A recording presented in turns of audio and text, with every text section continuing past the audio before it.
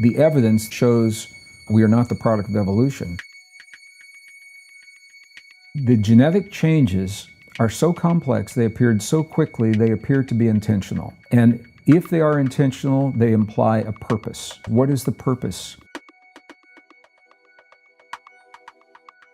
There's a battle playing out right now to hang on to what is called the standard model. That is the standard model in physics. It says the Big Bang was this primal release of energy. We don't know what happened, and it was a completely natural process. And within the Big Bang, the evolutionary Big Bang is when we appeared completely through natural processes. That's one theory. The evidence doesn't support that. Another theory is that we are living in a digital or a simulated environment. In other words, it's a virtual reality. Elon Musk is talking a lot about it. 40 years ago, we had Pong, like two rectangles and a dot. Now, 40 years later, we have photorealistic 3D simulations with millions of people playing simultaneously, and it's getting better every year. If you assume any rate of improvement at all, then the games will become indistinguishable from reality. It seems to follow that the odds that we're in base reality is 1 in billions. And in 2001, the first scientific algorithm was designed to attempt to determine whether we are or we are not living in a virtual or a simulated reality. And what they did was they created the variables that take into account everything that we see happening in the world today, from physical parameters and physics parameters to social parameters and climate and everything that's happening. And they plugged it into this algorithm. And the algorithm said that the odds are much greater that we are living in a simulated reality than that we are not.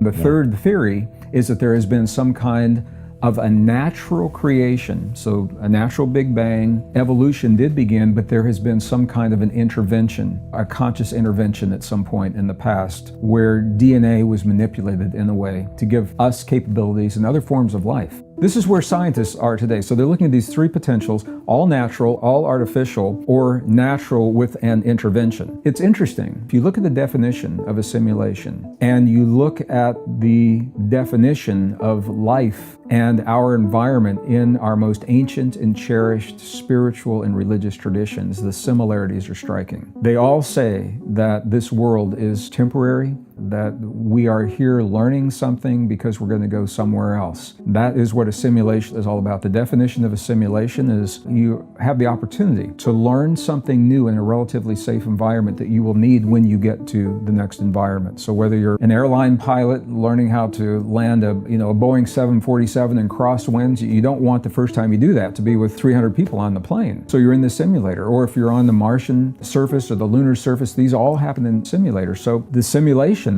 this is really interesting because simulations have a beginning and they have an end. They have rules that the person in the simulation must follow. And if you follow the rules, then the simulation gets much easier. And every simulation, you have a way to contact someone who is not in the simulation for advice and guidance. And when you look at the ancient traditions, they all say we have a start in the beginning, we have an end, this world isn't going to last. We're here temporarily. It's called the Maya in the Hindu traditions, that there are rules that we're learning while we're here, and that when we get into trouble, we can contact a presence outside of our known reality who has a perspective that we don't have. It could be our higher self. It could be an angelic presence. It could be a relative who has passed. It could be, if you believe in channeling, a lot of people, when they're channeling, you're channeling a presence from another world. It could be God. So here's the question. If we are in a simulation, why? What would be the purpose? And one of the answers to that is who benefits? Who benefits from a simulation? And the answer is the people that are in the simulation. So we are the ones benefiting. We have to assume that we're learning something here that we are going to need when we get to wherever we're going. And wherever that is, if you believe that this world is the Maya or is temporary. And so when we look at that, what are the themes? The general themes of everything that we're learning in our spiritual traditions, in the religious principles, where's medical science leading us? And it all comes back to our ability to self-regulate our biology, the power of love, the power of the human heart to influence the body, the power of the human heart to influence the world beyond the body. I think the simulation theory, we're now in the 21st century, and we're looking for a new vocabulary and a new language that has now caught up with the technology and where we are, to help us make sense of our existence. And whether you believe that or not, whether you're talking about the old ideas or the new ideas, they all bring us to the same place. What are we learning? And what are the themes? And the themes that we see playing out in the world of love and hate, war and peace, our ability to transcend the great challenges of our lives, and the fact that we're not victims. We are given the ability to self-regulate our biology consciously in a way no other form of life can consciously sit down in the moment in time and say, in this moment, I choose to awaken the longevity enzymes in my cells. I choose to enhance my immune response. I choose to access deep states of intuition. I choose to become more resilient to the change in my life. We're the only form of life that can consciously say, in this moment, I choose to self-regulate, to do this because I choose, not because my external environment is driving me to do this. And this is a very, very powerful form of mastery. We have been led to believe that these are extraordinary states of human experience. I believe these are potentials that have simply been forgotten or maybe never realized in the broad general public. But this is our birthright. These are our potentials, and rather than being extraordinary states of consciousness, they are ordinary states that we've been conditioned out of through culture, through religion, through science, through power agendas over time throughout history. Because when we embrace these technologies, we are awesomely powerful beings. Now, there is another philosophy, and this is where it all comes home, that consciousness informs itself through its creations. So if you think about that, what we see as movies for entertainment, art, sculpture, music, books,